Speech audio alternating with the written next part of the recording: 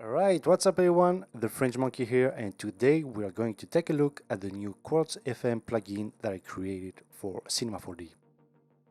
So, I've been trying at least to create crystals for a couple of years now, and even when I was doing my everyday project, I was trying to make those cuts, those models with, poly reduction and a couple of other ways, but I've never really been satisfied with the result.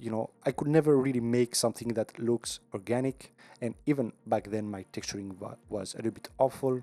And I spent a lot of time trying to understand, how to form crystals, because there's a lot of shapes that you can do.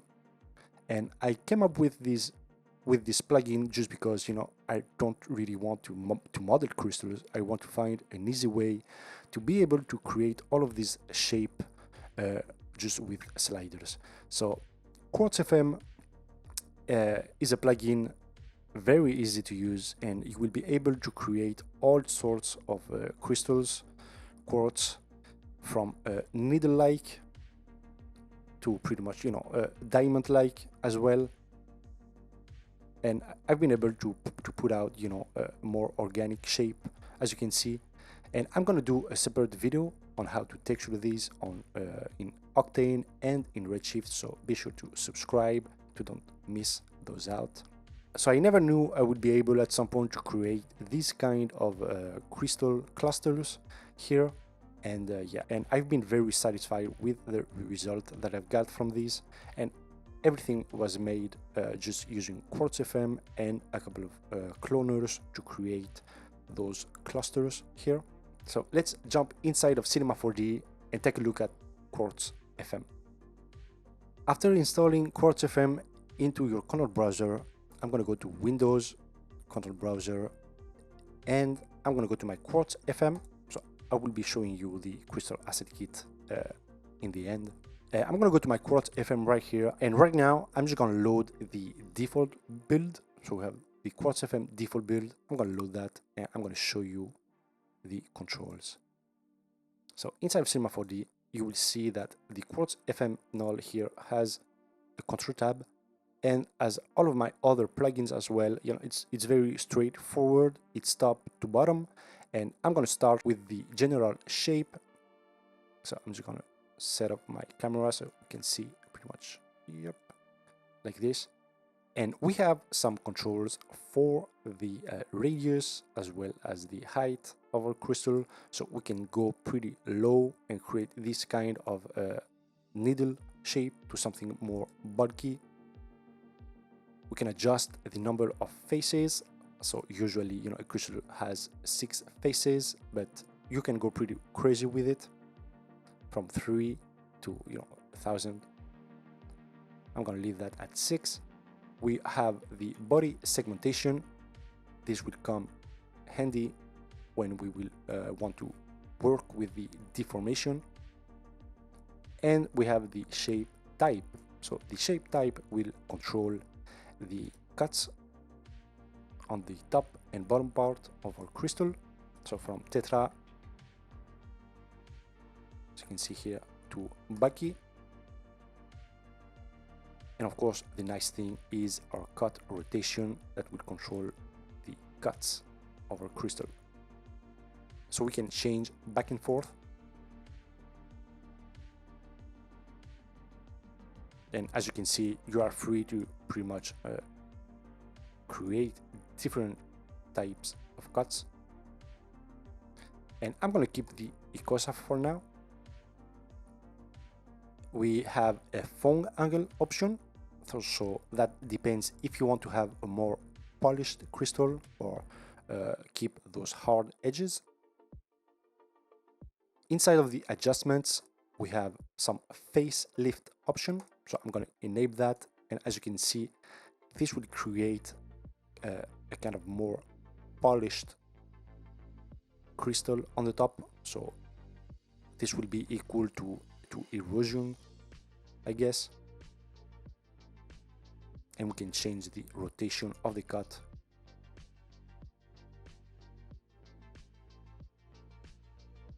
We have the strength, the size of the facelift. Right, I'm going to close that. I'm going to go to the body correction. So we have two types of taper. The first one will adjust the top segment of the crystal.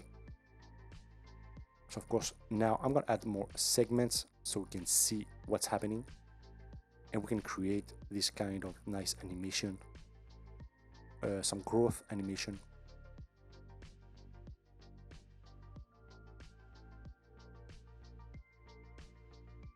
If we want, we can also create kind of a diamond shape. So I'm going to change my cuts back to 0.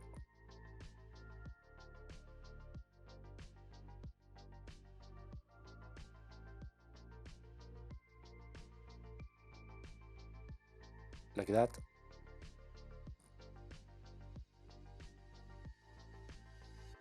We also have a second taper, so this will add another layer of displacement. And of course, I added this to be able to adjust the bottom part.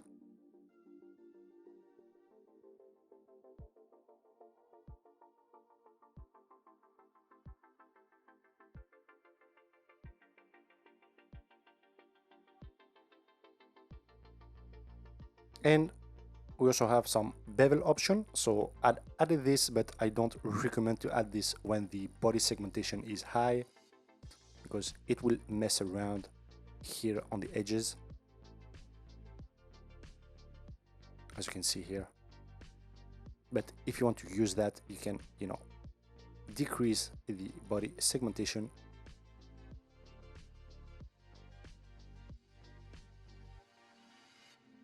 And create other cuts like that.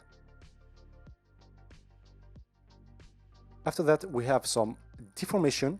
So I'm going to enable my displacement, and as you can see now, we have these nice cuts.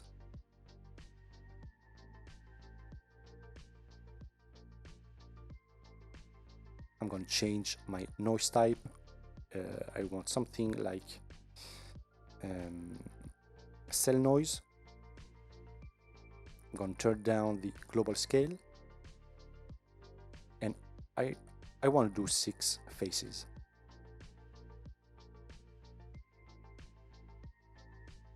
Under the low clip and high clip, we can adjust the noise saturation.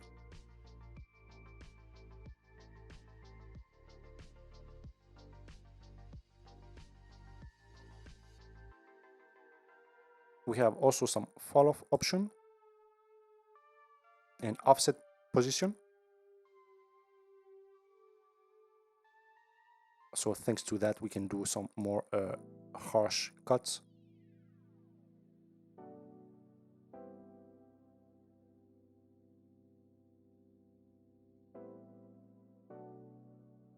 And of course, you can always play around with the radius.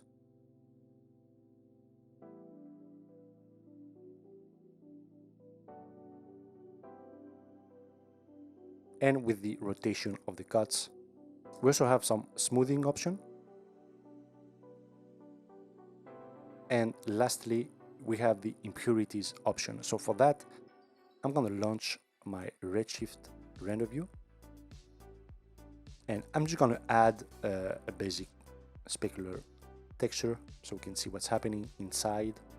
And I'm going to enable my sphere and the bull.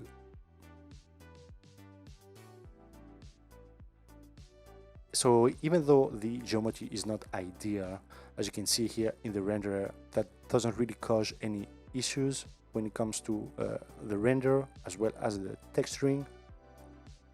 And we can scale down our sphere. We can have some nice bubbles inside. We can also, scale up individually the XYZ. We can add more counts.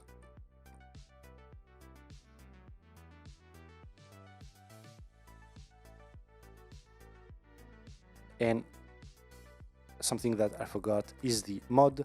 So if you don't enable the bool, you will be able to have some kinds of droplets on top of the crystal, but I want to be able to have them inside. So inside bool, and I'm gonna add a little bit more. Yeah. And we're gonna have some impurities looking like this, which, you know, with a nice texture, looks pretty cool. And inside of the control browser, you will have a couple of presets that I've created, so you can see pretty much all of the different shapes you can have. If you want to add some impurities and add another texture on those spheres, you can simply load the impurities module. And I'm going to close it right now. I'm going to right click on my Quartz FM, select children, and connect object and delete. And we're going to have here our mesh. I'm going to go to my Quartz impurities module. I'm going to delete the default quartz that's there. And I'm going to add here my new crystal. And I'm going to link this to my cloner object. And now the nice thing is that you can also add another texture to my sphere.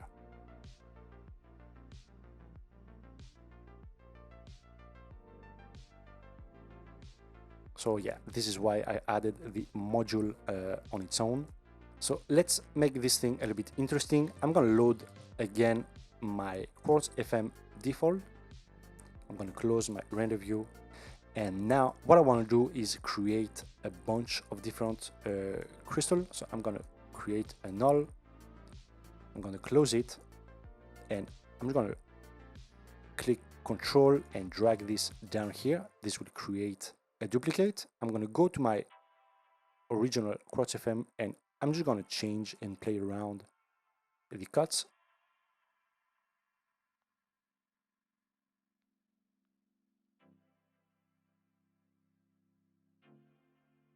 And now that I've created different crystals, I'm gonna right click on each one of these, select children and connect object and delete. And I'm gonna do this for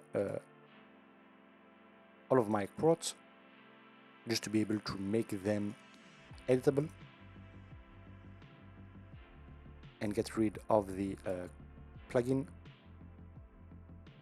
I'm gonna delete this selection.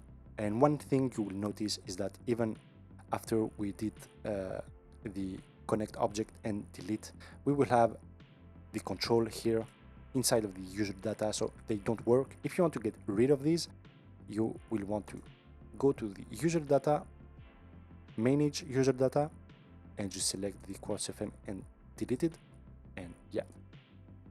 All right, so now that we have a couple of crystals, I will go to my mesh axis center, and what I want to do is zero out the y axis so that we have our axis in the bottom part. And I'm going to do that for all of these. All right, I'm going to select all of these and into my coordinates set everything to 0. And now that we have that, I want to create some patches. So I'm going to go back to my control browser and I'm going to go to my Quartz FM here folder inside of the scene builder, and I'm going to select the first scene builder. So this is a very easy setup. I'm going to delete the default crystal of the cloner and I'm going to add all of these inside. And as you can see now, we have some patches. So what I can do is go to my random effector and just change the seed.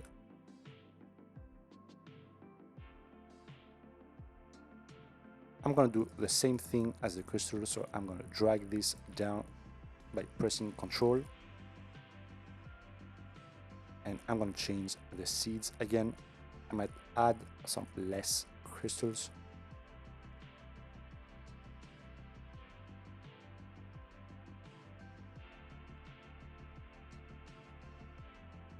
And I'm gonna load now the second scene builder. I'm gonna copy paste inside of the cloner my quartz that I've made, and I'm gonna do 2 of these with different seeds,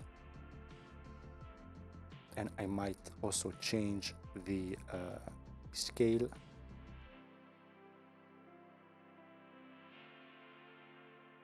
And now I'm gonna do the same thing for all of these. So select children, connect object and delete.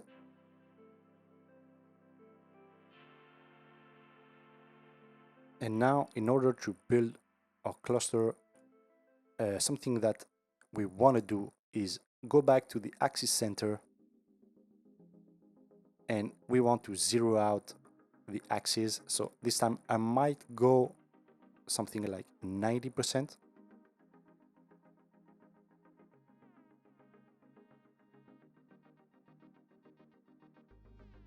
And I'm going to zero out all of these again.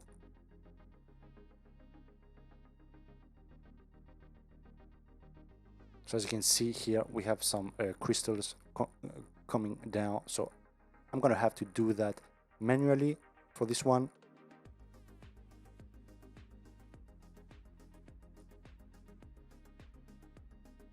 And yeah, I'm going to go back to my view here. And now all we have to do is try and scale everything up or down.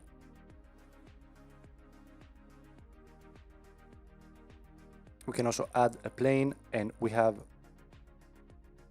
a big cluster with the crystals that we created. And that's pretty much the way I've been working with this.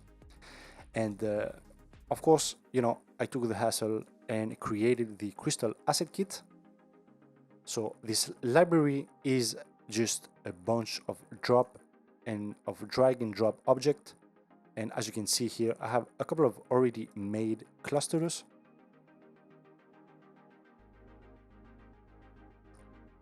And inside you will find the different patches that I've made that you can rotate and scale up. We also have some crystal heroes, so I wanted to add some crystal that have some deformation, that are more heavy polygon wise. We have some crystal quartz that are just like the ones that we added here in our cloner to create those patches. So I have a bunch of them, and we also have some crystal patches. So I went a little bit overboard with this. You know, I really wanted to include different types of patches, different types of crystals, and I'm going to show you how easy it is. So I'm going to look through and select some of the patches that I want. So I might want some debris, something like that, and I want some needle one. And now all I have to do is select them and, you know, scale them up or down.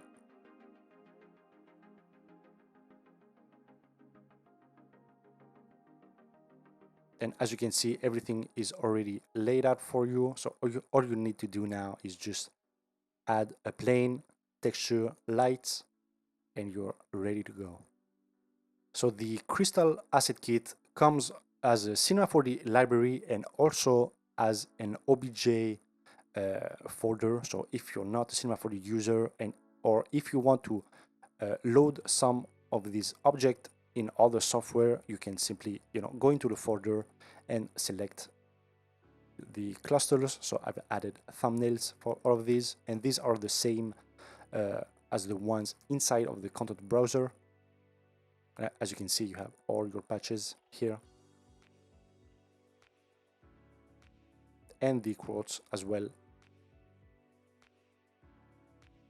And some of the cluster available are the ones that I've been working with. So yeah, I'm pretty proud of these. And that's pretty much it for the Quartz FM plugin and the Crystal asset kit. So hopefully this will come handy in all of you in your crystal creations. And be sure to follow me on my official TFMSTYLE account. I will be doing some repost of your work using the Quartz FM and the Crystal asset kit. And yeah, be sure to tag me and let me know what you think about the plugin. And that's pretty much it for this video. Be sure to subscribe, and I will see you in the next one.